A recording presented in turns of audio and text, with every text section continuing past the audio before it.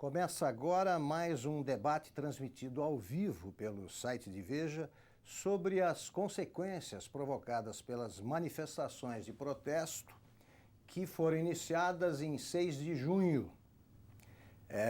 Hoje eu vou conversar com o historiador Marco Antônio Villa, com o economista e administrador Alexandre Schwartzman, colunista do jornal Valor e ex-diretor do Banco Central, e com o jornalista Otávio Cabral, editor executivo da revista Veja e autor do livro Dirceu, que está fazendo muito sucesso em todas as listas dos mais vendidos, certo? Tá certo, Augusto. Já está em quantas foram as edições até agora? Está na quarta edição já. Quarta vendeu edição. 35 mil, tem agora uma edição de mais 10 mil.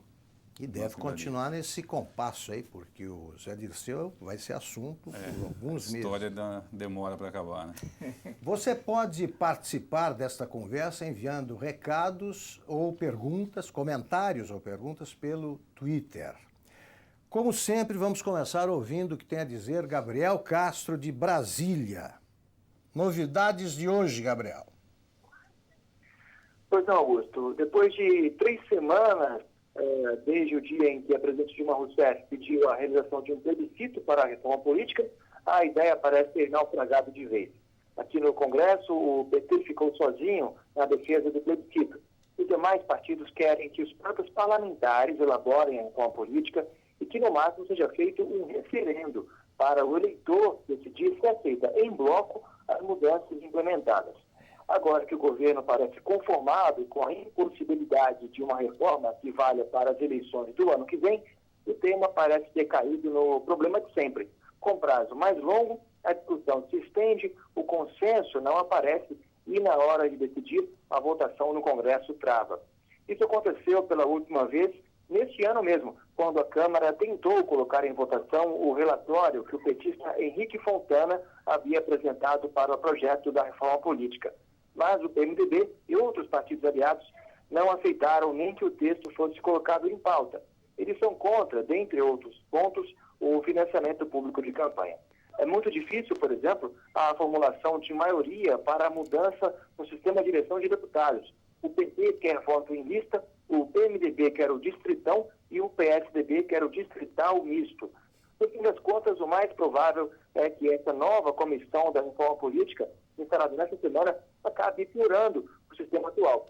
Dentre as propostas que podem aparecer estão a liberação da infidelidade partidária e a institucionalização das doações ocultas nas campanhas eleitorais. Augusto. Obrigado, Gabriel. Bom, nós temos 2 mundos paralelos, né? Um trata de uma coisa, o outro, que é o país real, aí trata de problemas, não tem nada a ver com isso.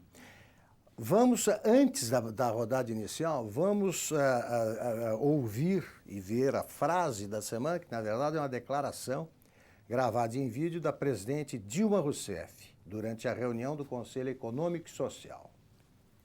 Os números reais analisados com isenção mostram que é incorreto falar de descontrole da inflação ou das despesas do governo. É desrespeito aos dados, à lógica, para dizer no mínimo. A informação parcial, da forma como muitas vezes é explorada, confunde a opinião pública e visa criar um ambiente de pessimismo que não interessa a nenhum de nós. Eu acho que o que confunde o país é a tentativa de criar um clima de otimismo absolutamente infundado. Né? Isso é a fuga da realidade total. Marco Antônio Villa, tua vez. Rapidamente, o seguinte, eu acho que essa fala da presidente reforça as falas dos últimos 10 anos, né? Do presidente, primeiro nos 8 anos do presidente Lula e mais recentemente, durante 2 anos e meio, da presidente Dilma. É uma espécie de versão 2 do Brasil Grande, feito pelo regime militar. No lugar do coronel Otávio Costa, da Assessoria Especial de Relações Públicas no governo Médici, entre 69 e 74, nós tivemos o Franklin Martins fazendo isso durante um período, né? A partir da segunda presidência Lula e tal. E aí se criou toda essa... E agora o marqueteiro... E agora o João Santana, que é... E o Franklin de volta, né? E o Franklin de volta, se não professor vivo, Franklin Martins. tem Perfeito. Então, se um assessor sem cargo. voltou, mas se durante o regime militar havia, especialmente no governo Médici, um referencial econômico, afinal é o momento do milagre, o crescimento, um crescimento do PIB de 2 dígitos, tal, durante um período significativo, agora não, né? Então aí foi durante o período isso foi muito reforçado, especialmente pela comunicação do presidente Lula. Agora há uma dissociação, evidentemente, entre o que fala a presidente, que foi a grande afetada por pela tempestade de junho, né? E o que está ocorrendo da relação dela com o Congresso, dela principalmente com a população brasileira. Em suma, toda essa construção ruiu, ou seja, o que nós tínhamos no Brasil até a primeira semana de junho era um Brasil.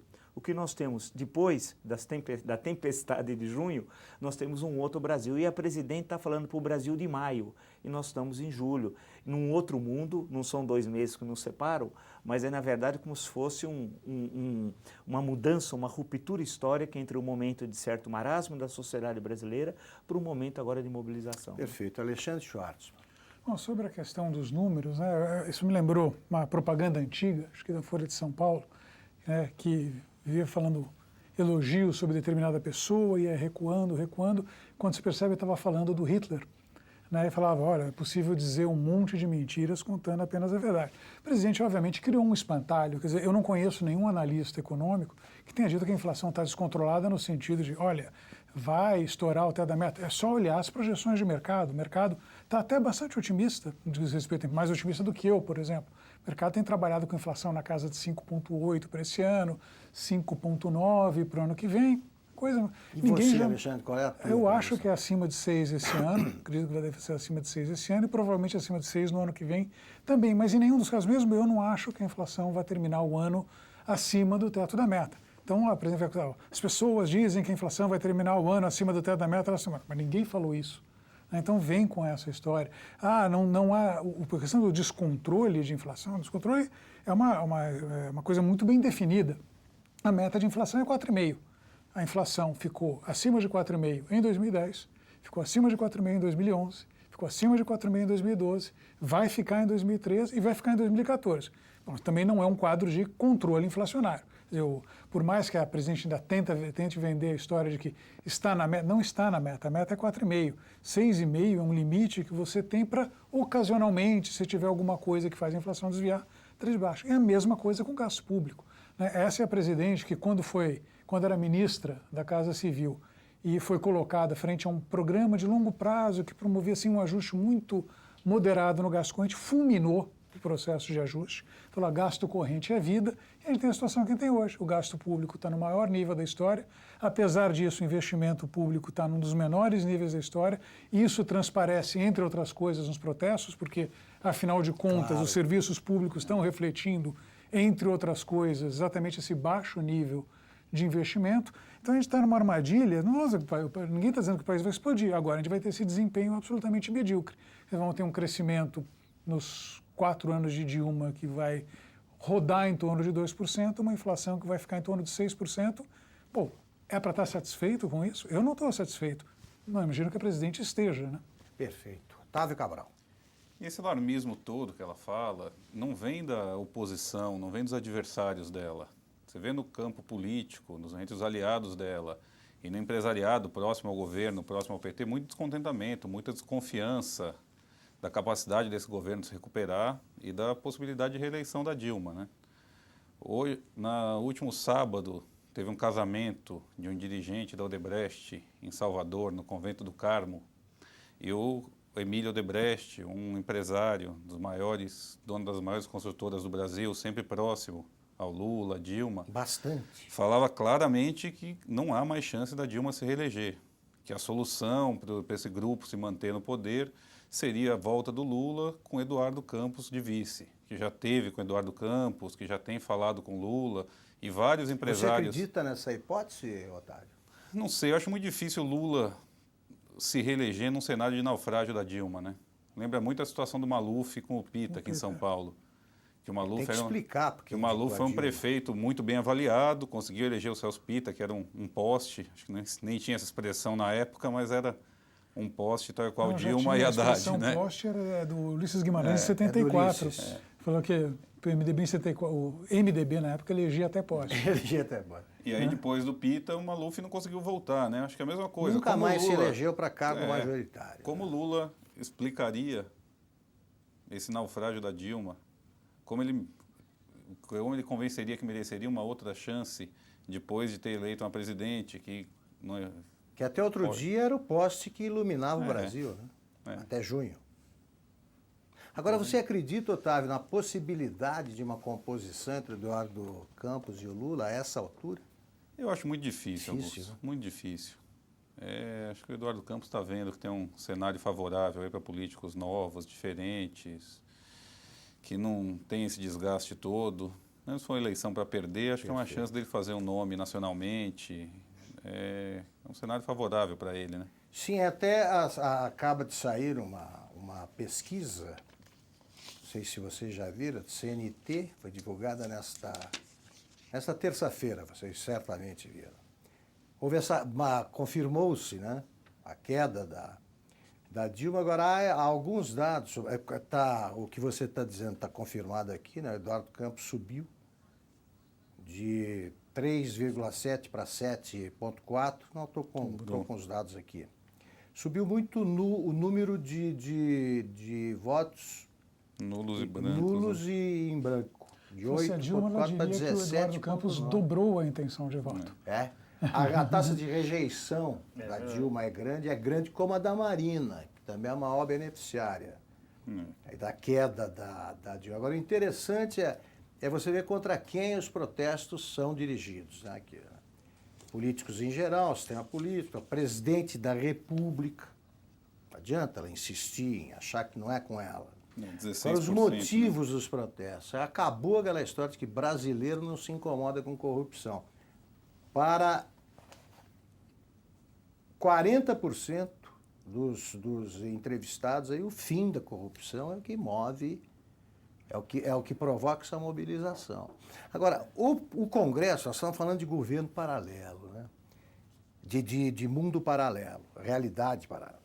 O Congresso, ele não está percebendo ainda que ele está na alça de mira, né? A Câmara, agora a gente acabou de saber que a Câmara vai pagar R$ 28.400 pelo jantar de confraternização do PMDB.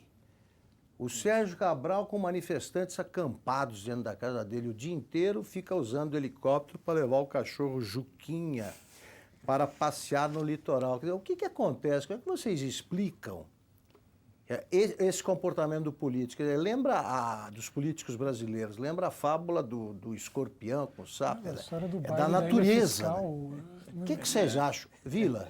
É complicado, porque nós vemos uma situação anômala, né? Acho eu, da história do Brasil republicano. Todas as vezes que ocorreram manifestações, havia partidos políticos, frações de partidos políticos, lideranças, de alguma forma queriam capitalizar essas manifestações. Não é o caso agora. Nós não temos partidos, frações de partido, lideranças nacionais expressivas, nada disso.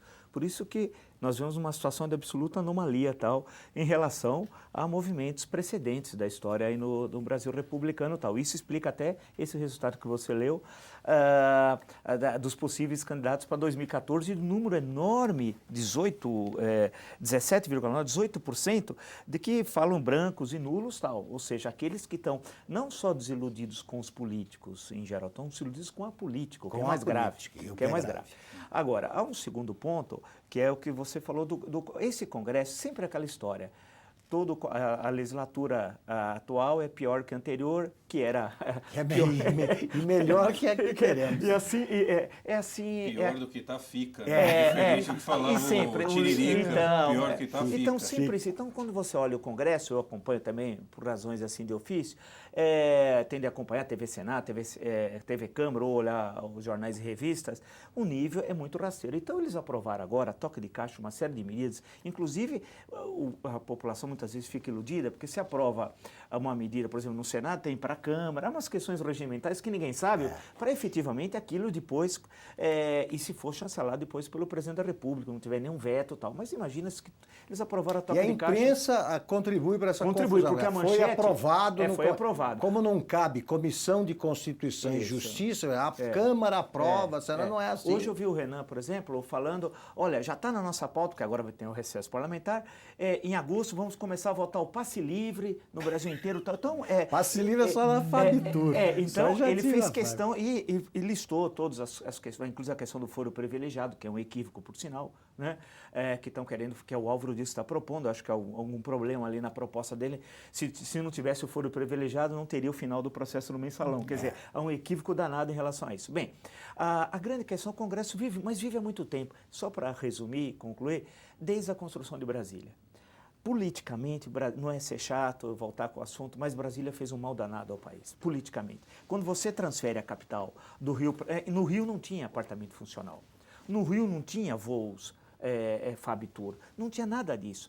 Porque tudo isso foi criado pelo Juscelino para aprovar a nova CAP e ganhar apoio no Congresso para, em 3 anos e meio, construir uma nova capital, o que parecia impossível e ele conseguiu realizar. E para isso ele fez todas essas negociações. Então se criou uma estrutura de poder, dos 3 poderes, vale lembrar, não só do Legislativo, do Executivo que nós falamos, do Judiciário, de uma série de favores em Brasília e que é quase que impossível de você conseguir. Então eles vivem um outro mundo. Mas eu vou aproveitar isso antes de passar para para um mundo à parte. Assim, antes de passar para o Alexandre, lá. veja só, confirmando o mundo à parte, né? O Renan Calheiros fez 27 voos de fevereiro a junho. Ele bateu o recorde do Sarney, que era de 18 voos no mesmo período de 2012. E o Henrique Alves já viajou 47 vezes com jatinhos da FAB. Continua Tudo dizendo bem. que não tem nada demais. É assim mesmo que eles agem. Agora, o que me espanta é que eles estavam livres da multidão desde a mudança da capital. Só que agora não.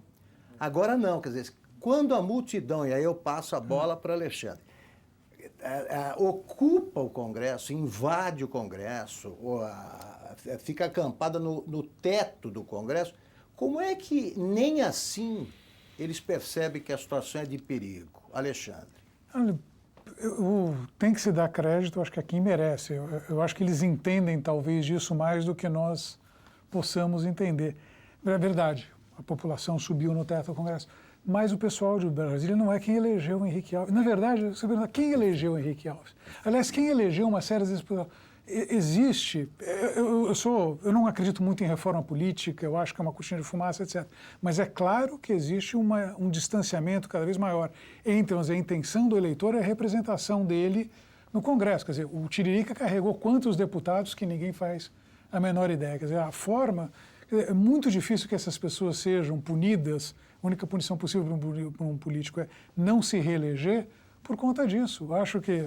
Primeiro, o protesto aconteceu em Brasília, Henrique Alves está lá em Natal. Ele tem... Se elegendo desde 72. Ele vai se preocupar. Cargos, né? Tempos atrás eu me lembro de um que acho que um valentão que bateu numa jornalista.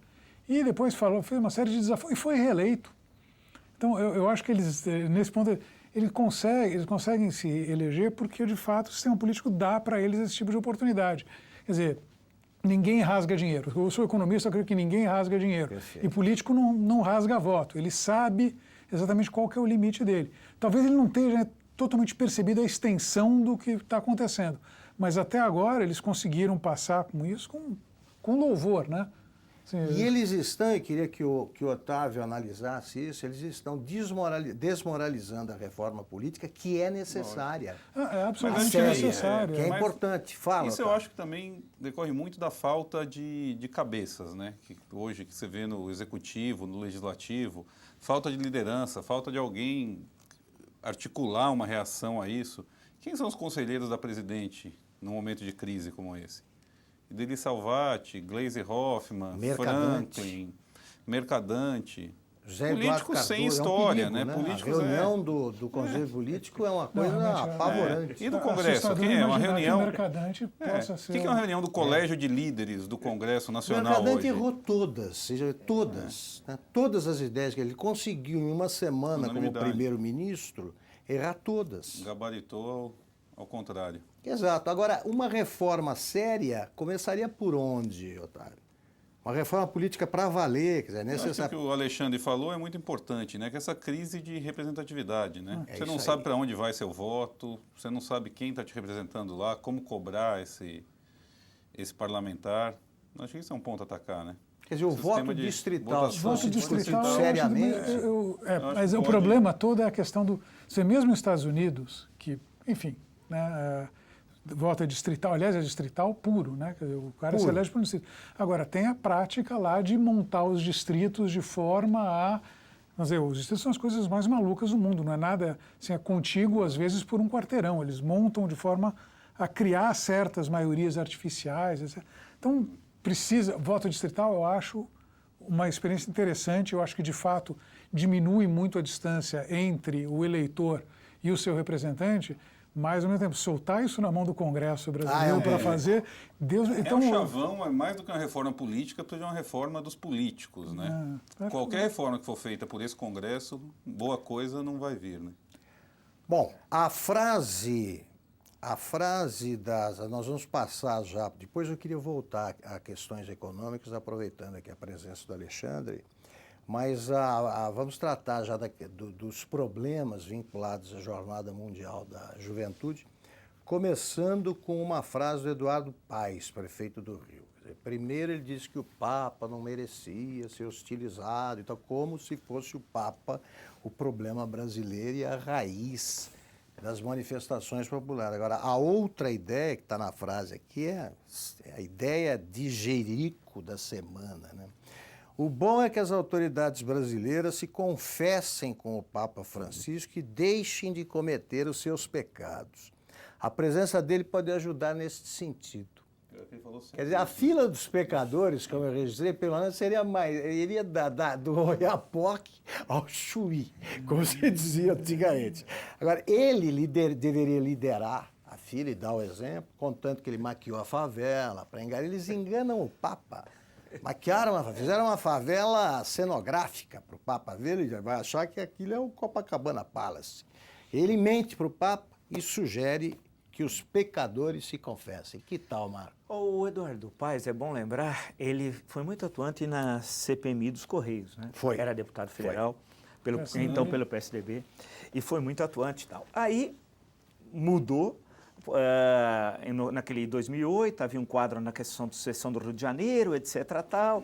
O PMDB tinha dificuldade, o Sérgio Cabral chamou o Eduardo Paes, só que aí precisava ser apoiado pelo PT. Aí ele foi pedir desculpa à dona Marisa. Isso é inesquecível, a gente não pode esquecer. Tinha ofendido a família. Lulinha.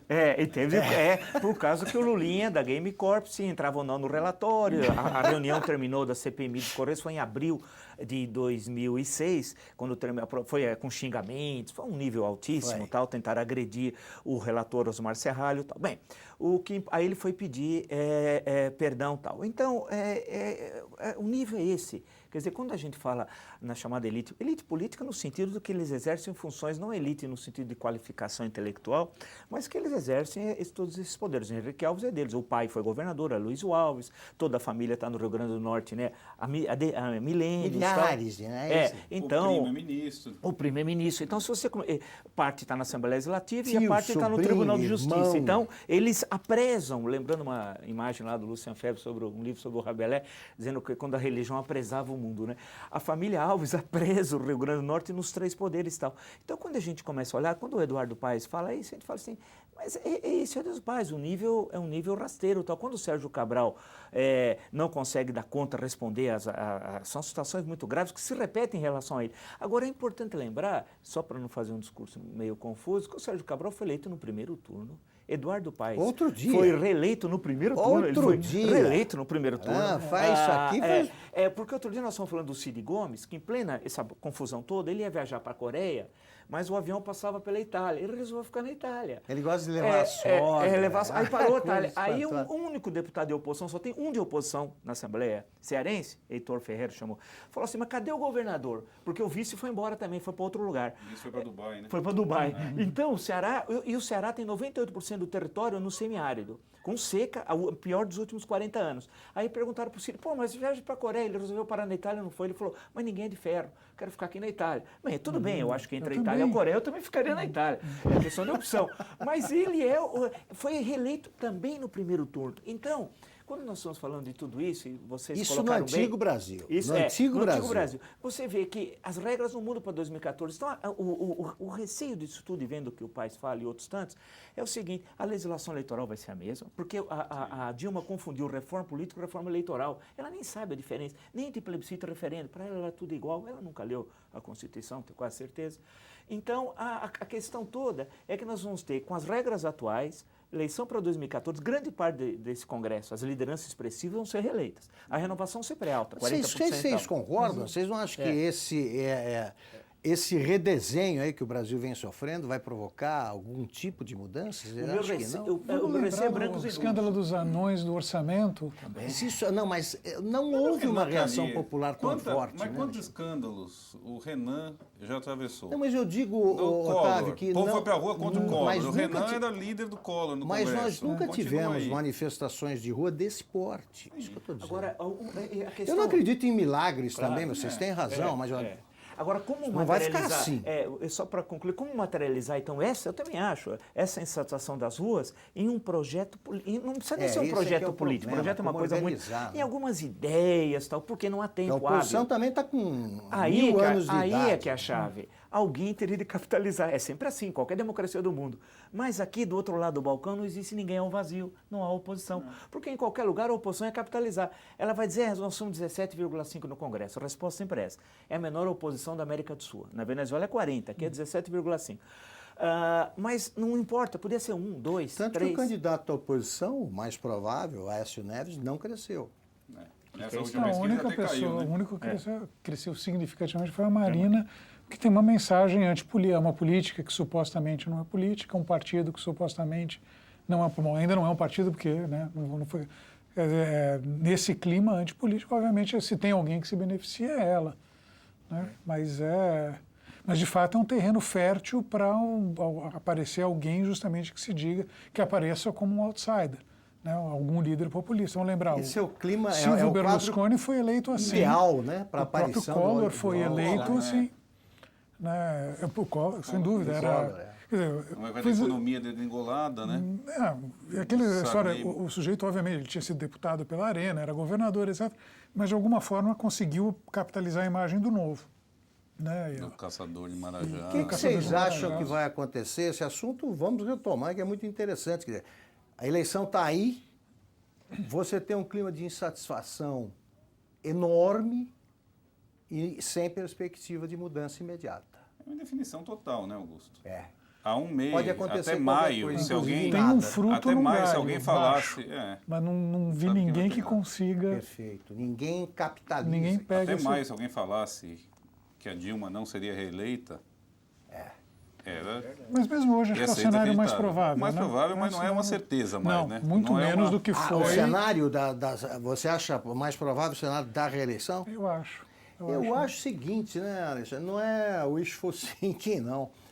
Mas ela está com o nível histórico dos candidatos do PT. 30%. E eu sinto o governo... Qualquer candidato tem 30%. E eu sinto o governo muito preocupado também, muito preocupado com essa incerteza, com essa indefinição, muito preocupado com essa visita do Papa, do que pode acontecer. O que vocês acham que O vai Papa acontecer? dispensou, tem um esquema de Vamos lá. segurança muito pequeno, né? O que você acha? Qualquer pedrada num padre pode ser um desgaste do governo muito maior ainda. Eu acho que é uma era de incerteza. Vai continuar a manifestação? São Depois do 13 Papa, mil continua? homens das Forças Armadas, 13.700 para cuidar da segurança. Mas ele vai justamente no Rio, É. que é o único lugar nesta semana onde as manifestações continuaram, né? É o único estado que teve manifestação, teve depredação, tem um alvo fixo lá, que é o Sérgio Cabral, que vai estar ao lado do Papa, né? O Papa vai ao palácio. Então, eu acho que tem um potencial de tumulto essa visita do Papa. O Papa tem os não está evangélicos, preocupado não. com o esquema de segurança. E tem os evangélicos descontentes com o gasto, com essa visita. Tem os baderneiros de sempre, tem as quadrilhas no Rio de acho que Janeiro. tem o risco de acontecer. O que para mim também não é claro é que para que lado espirra. É. Quais são as consequências disso? Né? Quer dizer, algum tumulto na visita do Papa, isso daí fortalece os manifestantes, não fortalece, consegue separar. Enfim, mas politicamente eu acho, pela própria fraqueza da oposição, o próprio fato da Marina ter capitalizado, mas não tanto, que é difícil, eu não consigo vislumbrar uma alternativa concreta de poder ao PT hoje. Naturalmente, realmente o desgaste é grande, não vai ter tanto crescimento assim, a inflação vai continuar alta, mas e aí? Quem é que vai ser o candidato? Quem é que vai colher esse fruto que está Então, ali? e temos o grande líder popular falando agora pelo New York Times, né? Que é a Marco leitura Antônio popular, Villa. que todo mundo lê. Todo mundo Todo lê. mundo lê aqui no Brasil. Agora, é uma situação realmente, eu acho que é uma incerteza. Isso que você também disse. Pode acontecer tudo e pode acontecer nada. Nada. Nós temos de ver que nós temos uma legislação complicada. O tempo de televisão estava sendo aprovado pelo Congresso. Por exemplo, a Marina ela vai ser uma espécie de Enéas em tempo de televisão. Ela vai dizer o nome dela e acabou tal, né? Então, o problema todo, esse cenário de incerteza é complicado, porque eu acho que, rapidamente, por exemplo, não se compara a 89, não é eleição solteira. 89 foi uma eleição solteira, era só para presidente da República depois de 29 anos sem eleição. Então, era um cenário muito específico que nunca se repetiu. E foi a eleição com 22 candidatos. Nunca na história do Brasil teve 22 candidatos a presidente do Brasil. Aí valia tudo tal. Aí, mesmo com tempo pequeno, que o Collor tinha, ele conseguiu ir ao segundo turno e vencer as eleições e tal. Agora, então, acho que é um quadro muito específico. O Lula poder ser candidato no lugar da Dilma, ela derreteu a Dilma. O derretimento dela, usando a expressão que eles gostam tanto, nunca na história do Brasil, um presidente derreteu tanto seu prestígio em tão curto espaço de tempo como ela. Não há caso.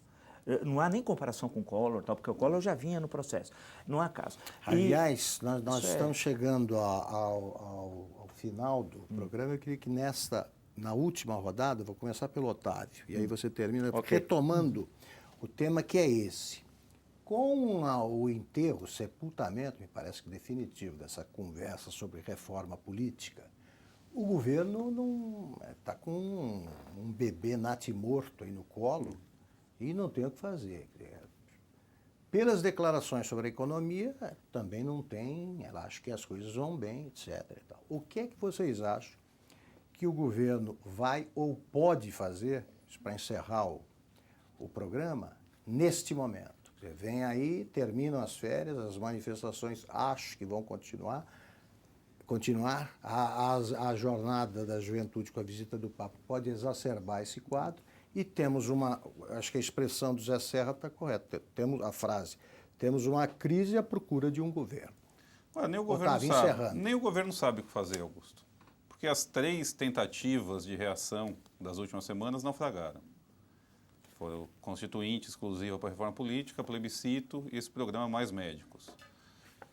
Propostas inconstitucionais, autoritárias, que naufragaram na mesma semana. Agora tem um medo paralisante no governo, de tomar uma outra decisão e ser novamente bombardeado, e isso servir para aumentar ainda mais o desgaste da presidente. Uma alternativa que eles estavam pensando é uma reforma ministerial que reduzisse o número de ministérios, racionalizasse um pouco o governo, sinalizasse para a opinião pública que estava atendendo um pouco esse grito das ruas. Agora, hoje, o Henrique Alves dá uma entrevista para a Folha de São Paulo, que é a manchete da Folha, a gente cobrando, exigindo que a Dilma faça a reforma e reduza para 25 ministérios. Isso, mais uma vez, engessou o governo, né? Se atender agora a isso, parece que está refém do PMDB, parece que está atendendo uma exigência do probo Henrique Alves. Que não são do PMDB, bem entendido. Então, acho que eles estão numa paralisia completa. Não tem um plano, não tem um projeto. Não tem um projeto. O governo está à deriva nesse momento. Alexandre. Eu concordo com isso. Eu acho que, na verdade, mais do aspecto econômico, eu acho que a tentação num cenário desses é aumentar o tamanho do presente, né? Quer dizer, existe ainda um potencial para gasto público, né? Apesar de toda a conversa de preocupação com inflação, etc., quer dizer, você tem, em última análise, o que você vai dar? Um aumento maior de salário mínimo, aumenta Bolsa Família. Quer dizer, existem alguns, acho que ainda tem uma capacidade do governo distribuir suas benesses para tentar ganhar o apoio no ano que vem, se ele estiver sentindo uma situação difícil do ponto de vista eleitoral. que vai tentar, de alguma forma, atrair pelo menos uma parcela desse eleitorado. Obviamente não estamos falando de um programa de investimento público. Primeiro porque eles não têm capacidade de fazer isso. Desconfio que ninguém tem, não na situação que o país vive hoje, mas esse governo certamente não tem a capacidade de investir. Agora, gastar com canetada é fácil. Aumenta o salário do funcionalismo, beleza, já consegui alguns milhões de votos nessa brincadeira. Aumenta um pouco mais o Bolsa Família, tem outro tanto, aumenta um tanto mais o salário mínimo, tem um pouco mais. Quer dizer, você tem uma possibilidade aí de usar a caneta para fazer bem, vai ter consequências, obviamente, muito perversas do ponto de vista de crescimento e inflação, mas essas consequências são para depois da eleição. Antes da eleição, enfim, é só alegria. Então, eu acho que tem um risco concreto de a gente ver o governo descambando para o populismo econômico mais ainda do que já foi. Aliás, essas medidas do tipo, vamos congelar o preço das tarifas de ônibus, depois aí o governo não reajusta os pedágios, em compensação também reduz os encargos que as empresas teriam em termos de investimento. A gente vai pagar esse pedágio de uma outra forma, só não vai ver tão claro. Todos pagaremos, né? Então, eu acho que escapar por esse lado é um risco bastante concreto. Perfeito. Vila, encerrando.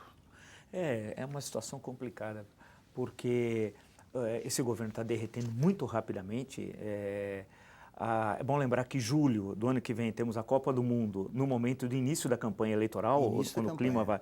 diferentemente das últimas eleições presidenciais, que sempre calham com as Copas do Mundo, desde 1994, né? Mas dessa vez uma situação distinta, com o governo sofrendo um ataque violento, certamente da oposição, porque a partir dali já vai estar os candidatos da oposição na rua, tal, deve ter vários. Tal. Agora, é difícil saber realmente o que vai ocorrer. Desculpe, e a vitória da seleção não ajuda em nada. Não ajuda em nada. Então, dessa vez, isso que é interessante. Então, é uma situação que faz com que a alternativa a Lula seja justificável, porque eu acho que é diferente de Maluf e Pita. Primeiro, porque o Lula tem uma capacidade de convencimento N vezes superior à do Maluf. Segundo, que as bases sociais, no que se alicerça o poder do atual governo, é diferente do que do alicerce do malufismo. Por exemplo, só o Bolsa Família são 13,8 milhões de famílias que estão e querem chegar agora o governo a 15 milhões. Se colocar 3 eleitores nesses 15 milhões, nós temos 45, tem 140 milhões de eleitores, só aí já dá para ver que nós temos 1/3 do eleitorado aí presente. E mais outras medidas, o Alexandre destacou algumas que podem ser feitas eventualmente, a questão de salário mínimo, etc.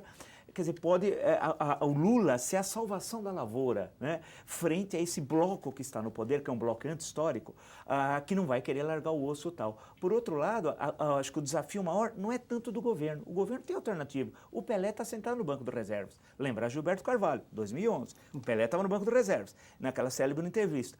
A questão é o outro lado do balcão, é a oposição, que não consegue sequer esboçar um conjunto de ideias, nem um projeto, um conjunto de ideias para responder às ruas politicamente em relação à insatisfação colocada por milhares de pessoas. Quer dizer, como pegar aquilo e transformar politicamente num instrumento de luta tal. O que fazer? A oposição foi a que menos falou, por incrível que pareça, e principalmente os candidatos. Tem todas as informações, tem todas as informações, todos os instrumentos, e na verdade não sabe por quê? Porque não sabe o que fazer, porque durante uma década, né, ela não foi oposição. Então é uma situação única, voltamos a dizer, é uma coisa única que nós estamos vivendo. Isso é legal, isso é bom em termos analíticos, é interessante. É uma situação única política. É uma maravilha, porque é um momento totalmente diferente do que nós vimos na história republicana brasileira, diferente dos nossos vizinhos aqui da América do Sul, porque sempre tem as tentações caudilistas. Aqui é diferente, o caudilismo platino nunca deu certo aqui, né? O venezuelano tal, o andino, se assim preferirem. Então é uma situação diferente. Quer dizer, como é que isso, nesse jogo, a incerteza é dominante? Tem incerteza para todo mundo, para o governo e para a oposição. Perfeito. Terminamos aqui mais um debate transmitido ao vivo pelo site de Veja. Obrigado, Otávio Cabral. Obrigado, Alexandre Schwartz. Obrigado, Marco Antônio Villa. E obrigado a você que nos acompanhou mais uma vez. Até a próxima semana.